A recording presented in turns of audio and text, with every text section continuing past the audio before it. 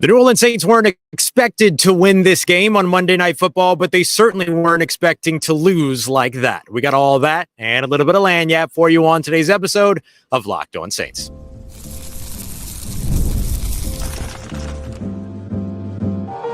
You are Locked On Saints, your daily New Orleans Saints podcast, part of the Locked On Podcast Network, your team every day. What is good, Who Dat Nation and Who Dat family? I am your host, your friend Ross Jackson, New Orleans native, your New Orleans Saints expert and credentialed member of the media, covering those New Orleans Saints as the Saints beat writer over at louisianasports.net and Saints analyst over at WWL TV. And on today's episode of Locked On Saints, it's our live post-game episode here at Arrowhead Stadium after the New Orleans Saints suffer a 26-13 loss to the Kansas City Chiefs. We're going to take a look at Derek Carr's injury, what it could mean for the future of the New Orleans Saints, why the defensive struggles might be most concerning about this team, and we'll lead everything off with the fact that there's a lot of cause for concern right now around this New Orleans Saints team, despite the fact that this game wasn't one that anyone expected New Orleans to win. We appreciate you very much for being here. Today's episode brought to you by our friends over at Game Time. Download the Game Time app, create an account, and use the promo code LOCKEDONNFL for $20 off of your first purchase. Terms and conditions apply. The New Orleans Saints might not have been expected to win this game against the Kansas City Chiefs on Monday Night Football, but they sure weren't expected to look like that. This was a team that felt kind of out of sorts, a little hapless, a little confused at times, a little frantic in others. That was not the display that you expected to see from this New Orleans Saints team, despite what was expected to be a loss. And that gives you a lot of cause for concern. The Saints not really able to get their run game off the ground yet again. 11 carries for Alvin Kamara, but under 30 yards gained during that time. No efficiency in the passing game, pass rush coming through, more injuries on the offensive line, and what we believe to be a benching on the offensive line as well, with Lucas Patrick eventually moving over to left guard in place of starting left guard for this game, Nick Saldiveri. Things just didn't amount to what it is that you expected to see from this New Orleans Saints team. And then you add on top of that an injury for Derek Carr, New Orleans Saints starting quarterback, which kept him out after or knocked him out of the game, for the final 9 or so minutes of the matchup. It was not the game that you expected from this New Orleans Saints team, and a lot of it had to do with failures in a lot of different places. My biggest concern for this New Orleans Saints team right now is that most good teams are spending time right now showing you that they can win in multiple ways.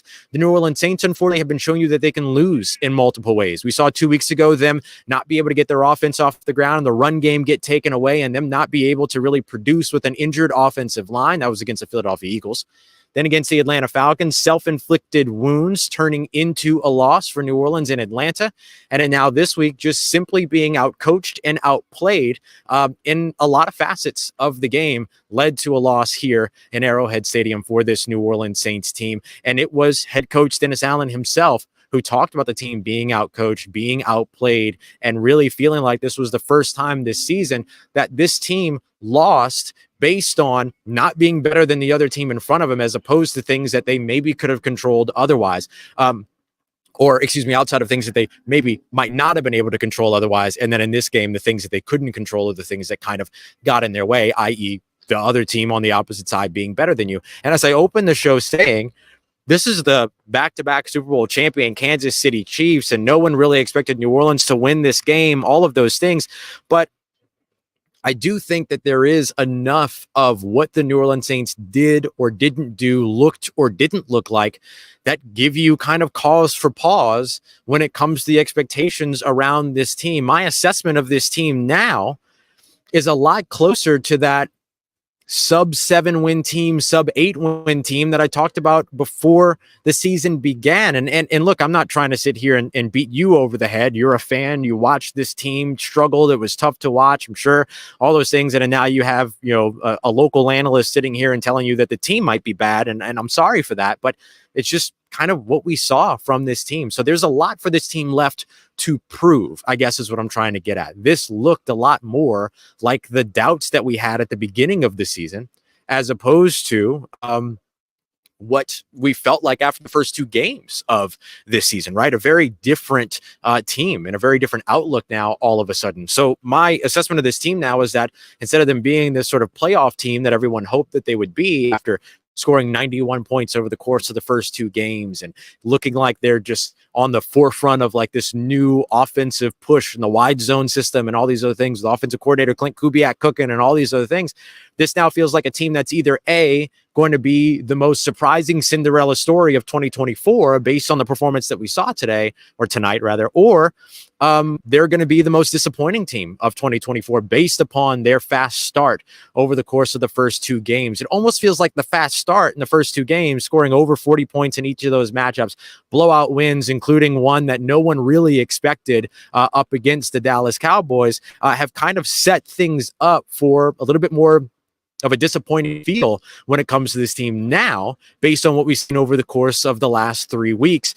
The Saints now on their fourth straight season with at least a 3-game losing streak, and in a situation now to where they're kind of having to fight for their outlook moving forward. So it's not the best situation for New Orleans to be in as they head back home to take on the Tampa Bay Buccaneers in what feels like it's going to be a bit of a must-win game in order to stay in the conversation when it comes to their division. In the NFC South, they're going to be 1 game behind, which means that they're not at all out of the conversation, but this team is going to have to look a lot different than it did this game in order for them to really get back on the ball over the course of the next couple of weeks, starting with this game up again, or their next game rather, up against the Tampa Bay Buccaneers. So will they be able to do that? Will they be able to win that game? Will they be able to keep themselves in conversation when it comes to division?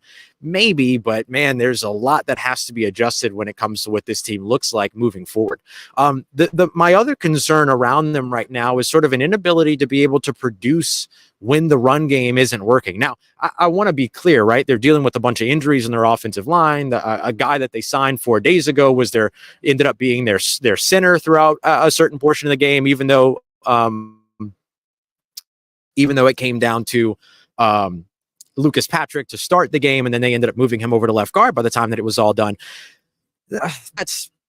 I get all of that, but this team's sort of inability to be able to adjust for the fact that, run game's not always going to be there. They're not always going to run for 180, 170 yards in every game. That's a little bit concerning. And then we saw some sort of panicked throws, a lot of throws off of the back foot for Derek Carr, a lot of sort of panicked moments, big drops, right? Mason Tipton on that 4th and 8. Derek Carr got the ball out as quickly as he could as he went down to the ground on that 0 blitz, and it slipped right through the hands of undrafted free agent rookie wide receiver Mason Tipton, who was the first read on that play, as opposed to one of your bona fide stars in Chris Olave or Rashid Shaheed. Like, that's a play that you feel like you really need that pass to go to your top guy, the guy that you trust. Feels like a pass that should have, or a play that should have been called to go Chris Olave's way as opposed to Mason Tipton's way as the first read. But I don't know. It just feels very much like this team that looks so outstanding for the first 2 games of the season has just kind of come crashing down in a really big way. Like, we expected things to kind of even out, right? They were never going to score 40 plus points or even 30 plus points every single, game of the year like that. But right now, them we've seen here so far for these last close to where they were to start the season. So, and look, I know I'm giving them a bunch of stuff right now because in a game up against the 2-time Super Bowl champions and the Kansas City Chiefs, and I'm coming off of a week where I said, look, this is a game where even if the Saints lose it, they're still in conversation for the NFC South. All of that is still very true, and New Orleans absolutely has an opportunity to turn things around over the course of the next few weeks, getting started next week at home up against the Tampa Bay Buccaneers. But my concern isn't necessarily that they lost this game. My concern is the fashion, what it looked like. And one of the biggest concerns for me has been sort of the defense for the New Orleans Saints. And that's where I want to head next. This New Orleans Saints defense does not look like a typical New Orleans Saints defense. And that is something to really pay attention to over the course of the rest of this season. We got that coming up for you next as we continue on with this episode of Locked On Saints, part of Locked On Podcast Network, your team every day. Today's episode of Locked On Saints brought to you by our friends over at FanDuel. FanDuel had the New Orleans Saints as 5.5-point underdogs going into this one. They lose this game by a lot more than that. Maybe you got in on it. Maybe you didn't. This is a team that has typically lost close and won big as opposed to losing big. But this one ended up being a multi-score loss for this team. So depending on how you took that over at FanDuel, maybe you made some money tonight. Maybe you didn't. Maybe you didn't get into it. And that's all right, too, because there's still so much time to get in over at FanDuel with so much going on all around the NFL, the NBA, and much more on the way, of course. The Pelicans tipped off their preseason, all that good stuff. So a ton for you to get in on over at FanDuel. And if you're a new customer, it's even better right now because you'll get $200 in bonus bucks guaranteed if you simply put down a $5 bet as your first bet. So a $5 bet gets you $200 in bonus bets. You can find that today over at FanDuel.com. And if you get a hunch during the game, you can also check out stats, live play-by-play, so much more. You can find it all over at FanDuel.com. Today's episode brought to you by our friends over at Hillsdale College. As far as I'm concerned, education is kind of the most important thing that you can have and equip yourself with. And Hillsdale College is doing something pretty cool. They're kind of democratizing education in a way, right? Maybe you're not in a situation to where you can go out there and enroll in classes and stuff like that. Well, Hillsdale College is offering more than 40 free, that's right, free online courses that includes things like Introduction to Free Market Economics, something I never understood, but maybe I'll check it out and try it out. A documentary style courses as well on a bunch of different like history stuff that you can check out. Really cool stuff on history, science, mathematics as well. Readings, quizzes, discussions, and you can enjoy lectures as well. So you come here to be smarter about the New Orleans Saints. You can go there to be smarter about one of those really incredible courses of the 40 free that they have to offer. So go and check it out today. It's online.hillsdale.edu/courses if you want to see all the courses, but go right now to hillsdale.edu/locked on to enroll. There's no cost. It's easy to get started. That's hillsdale.edu/locked on to register. hillsdale.edu/locked on.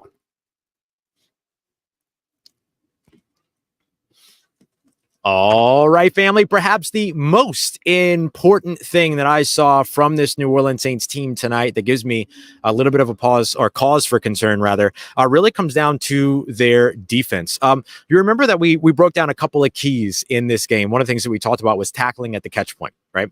Patrick Mahomes came into this game being the number 2 quarterback in yards after catch so far on the season. 64.8% of his yards, his passing yards on the season, coming in, after the catch situation. So he would complete a short pass and then, get longer, get a much more yardage out of the completion thanks to the receivers after the case.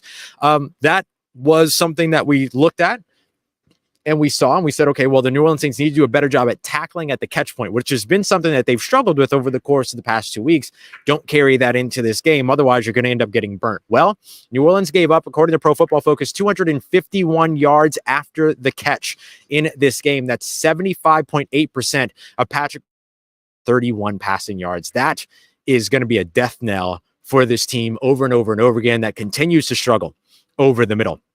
That continues to struggle defending routes on or catches on crossing routes. My apologies, y'all. Defending catches and passes on crossing routes. They got torn up over the middle of the field, and they gave up over 130 yards to Juju Smith-Schuster in the year of our Lord 2024. Just not necessarily what you're looking for when it comes to this New Orleans Saints defense that's supposed to be and was expected to be sort of this elite unit. And they've done a really good job keeping points off the board. And they kind of did that again tonight. But when you give up enough yardage to surrender 7 different red zone possessions, even if you only allow 2 touchdowns and the rest are field goals, you're going to end up playing from behind. This is a defense that typically you could rely on not even giving up more than 20 points. 2 weeks in a row that they've surrendered 26 and have not been able to reach that number over the course of the past 3 weeks. The Saints went from a team that ended up scoring 91 points over the first 2 weeks to not even sniffing that here over the course of the last 3 weeks. And so that for me was a big thing to where once we saw that at the very beginning of the game, especially coming off of the Derek Carr interception, then them being able to drive down the field and score a touchdown, Kansas City, it kind of set the tone for where New Orleans was. And we saw a lot of the yards after catch allowing Travis Kelce to kind of come to life in this game, 70 yards for him receiving. And then Patrick Mahomes' escapability, not being able to make plays at the quarterback, all those other things. You expect that when it comes to Patrick Mahomes. But there were some clear times where the New Orleans Saints should have been able to make plays and bring the quarterback down, affect the quarterback, all these other things. And they just simply were not able to do that, at least on a consistent and reliable enough basis. So for me, that might be one of the biggest concerns for this New Orleans Saints team, because this is a team that's always been branded on its ability to play good defense and play solid defense. The Saints surrendered their first half touchdown this week, but also surrendered their fourth second half touchdown in this game. And that has kind of been the story. New Orleans Saints defense not being able to hold up over the course of the past couple of weeks in terms of scoring over the course of the last few quarters. And that's just something that you want to see curbed by this New Orleans Saints defense. And I'm sure this New Orleans Saints defense is frustrated with as well. Missed tackles, being taken, giving up yards in the middle of the field, giving up those yards after catch opportunities as well. This is simply what the New Orleans Saints defense has looked like over the course of the past couple of weeks. This team had 19 pressures on Patrick Mahomes. Not a bad number, but you'd certainly love to see that tick up. And again, you'd love to see them be able to make those stops make those plays at the quarterback. Now, they were without two of their top three linebackers in Pete Werner as well as Willie Gay Jr. They did get Demario Davis back in this game, but it's just that's not enough of an excuse for what we saw. Another big pass interference penalty down the field by Paulson Adebo.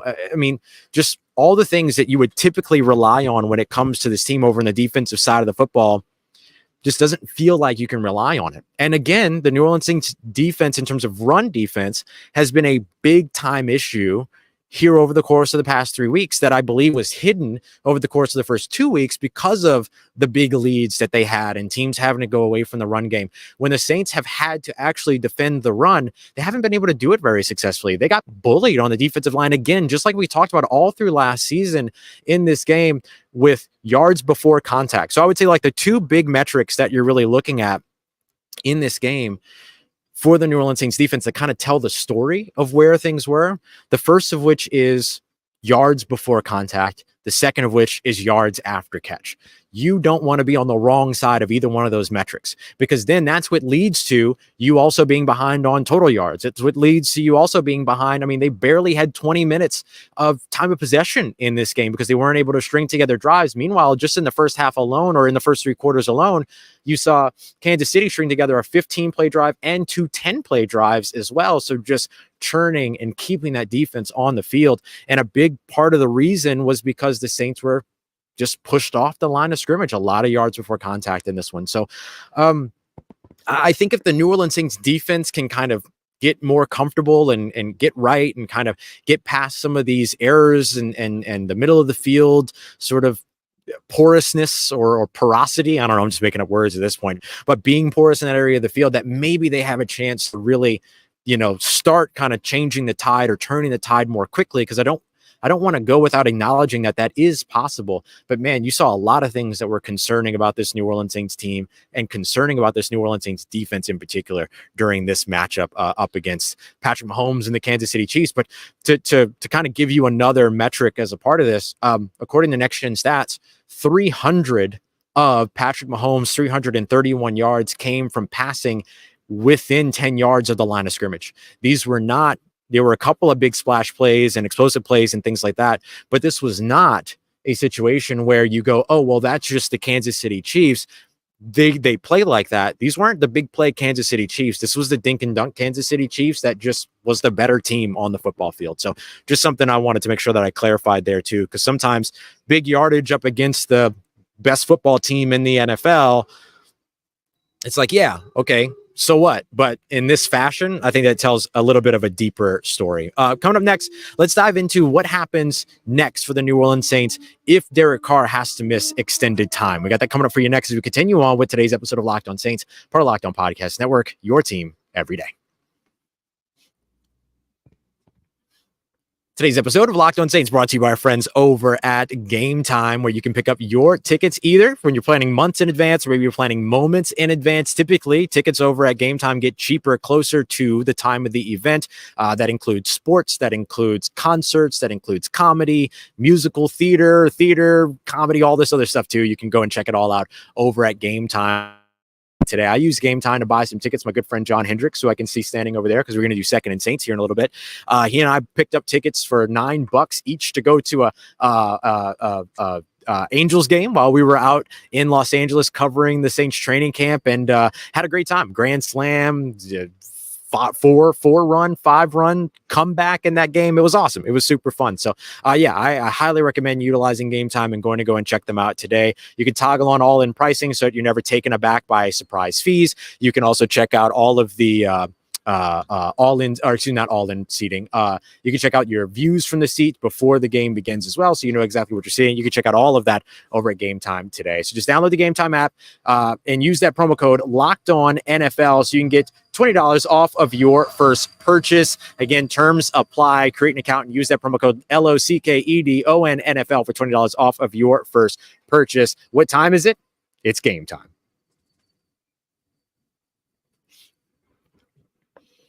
Let's get it. Who Dat Nation, wrapping up today's episode with a quick look at where things stand for the New Orleans Saints as they move forward. So a tough loss today against the Kansas City Chiefs. Again, not a game that anybody really expected this team to be able to come in and win, but certainly not one that anyone expected them to lose in the fashion that they lost it. So that's going to be something to absolutely keep an eye out on when it comes to how they turn things around moving ahead. But the big thing that you're going to be watching here over the course of the next week is what's the status of New Orleans Saints quarterback Derek Carr?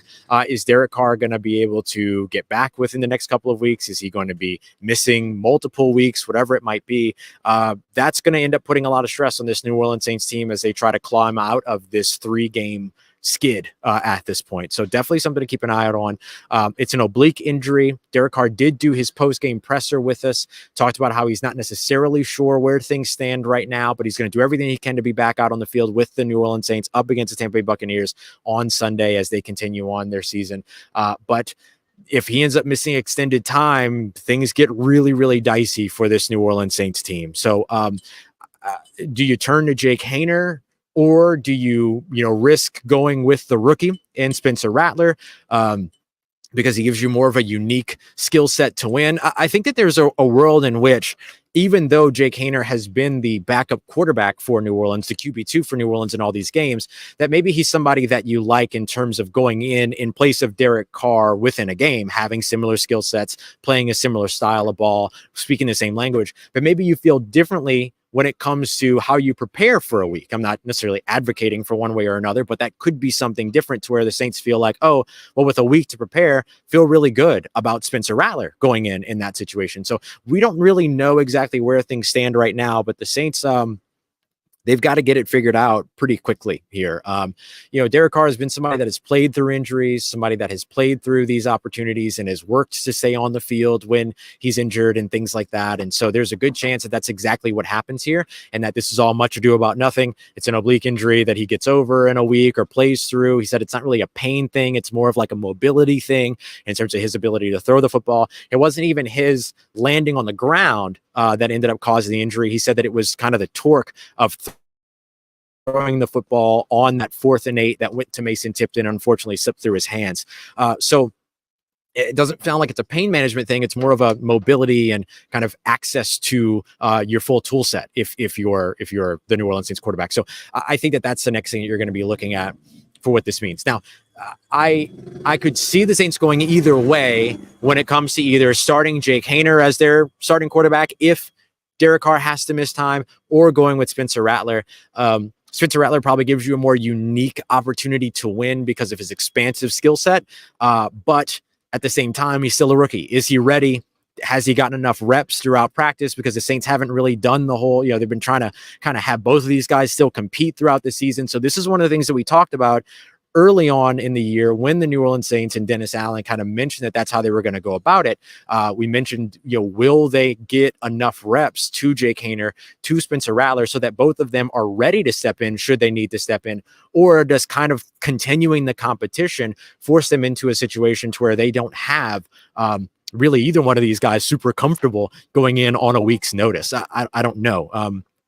We'll see where it all goes. But ideally for New Orleans, they're still able to get Derek Carr out on the field next week, and they're able to kind of pick things up from trying to get things going. And then, we have to acknowledge too, just on other injury news, Will Harris Jr. also leaving this game with a hamstring injury. I pulled up over on the sideline over here, then had to walk all the way across the field to go to the injury tent, was eventually carted off during this one. Lucas Patrick left at one point, but then he came back and then came in at a different position. And we'll see if the New Orleans Saints get Taysom Hill back at any point. And if that ends up being the case too, how that ends up factoring into their overall offense, not really into the quarterback conversation, but how that ends up helping to support their entire offense. And does any of it matter if the New Orleans Saints are still dealing with injuries on the offensive line? Could that be the root of all evil in terms of what we've seen for this New Orleans Saints team so far? That's certainly a possibility as well. So health continuing to be a concern for this team. We broke it down in our Monday episode talking about, 6 different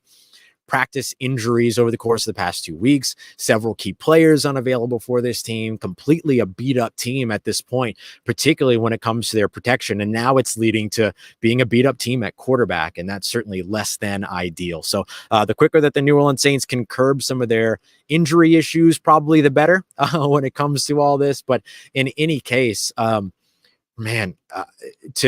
drop 3 games in a row after just a plain electrifying start to the season and an exciting start to the season, and then now to deal with an injury to your starting quarterback that could be long-term, could be short-term, could be something, could be nothing. There's a whole lot of what if when it comes to this team right now, and hopefully it all breaks their way health-wise, particularly when it comes to Derek Carr.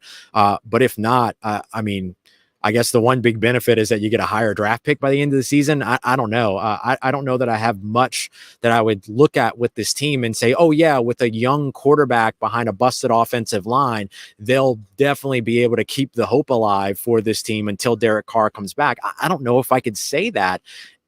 Again, because of the offensive line and the lack of protection and the lack of run game and how that is of such great detriment to this offense in terms of its ability or inability to get rolling. It's just nothing but cause for concern when it comes to this New Orleans Saints team. And that's such a shame because it felt like it was just such high promise coming into the season, such high promise once the season got started over the course of those first 2 weeks. Just really, really tough situation for the New Orleans Saints at this point, who have got to figure out a way to save their season, keep the ship afloat, however it is that you want to look at it. Now, I will end on a little bit of a positive note here and remind everybody that even with this loss, the Saints are just 1 game behind in the division, in the NFC South, behind Tampa and behind Atlanta, who sit at 3-2. The Saints sit at 2-3. But I'm not going to sell you roses and rainbows here. The Saints have a lot of work to do if they want to close that gap and get back into the conversation for second place in the division, get back into conversation for first place in the division. None of it is guaranteed for this team. And you'd love to see the sort of mid-season turnaround, the way that you've seen the late season turnarounds for the last 2 years. But the concern here is that the Saints are simply this team that rides the roller coaster of a couple of wins followed by a few losses, and then a couple of wins followed by a few losses, and never really finds its footing. And that's really a shame. It's really, really a shame because the Saints finally felt like they had the offensive system that supported their offensive talent. And now all of a sudden they have a defense that feels like it's kind of falling behind and regressing a little bit. And so what's the trade-off in that? And how do you sort of find the middle ground that allows you to maximize everything as best as you can? And if the Saints can't find a way to do that, then there's going to be some real tough conversations happening this offseason. I have very little doubt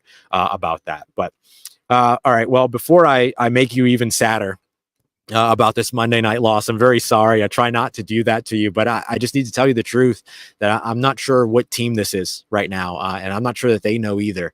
And so we'll see, right? They need to prove it to themselves. They need to prove it to you. They need to prove it to their opponents, all of that, because it feels very much like this is a team that's kind of lagging behind its own standard.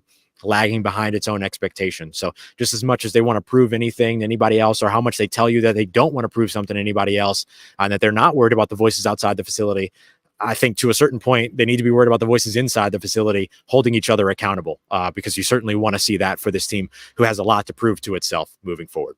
All right, y'all. I will see you in tomorrow's episode. We'll break this one down from a little bit of a deeper analytical standpoint, also break down some tape and bring you some film study notes here throughout the week as well before we get ready for that Tampa game for New Orleans on Sunday. I appreciate you very much, as always, for making us your first listen. For your second listen, go and check out Locked On NFL. All the big stories from around a very wild weekend of NFL football. They got you 2 episodes a day right over there. We appreciate you very much, as always, for making us a part of your day, part of your routine, for saying yes to me on the show. As always, if you see me, please say hi. If you need anything else around your New Orleans Saints in between these episodes, make sure you follow me on your favorite social media at Ross Jackson, NOLA. Hit me up. Let me know how the family's doing. Let me know how you living. Let me know how you momming them. And trust Who Dat Nation.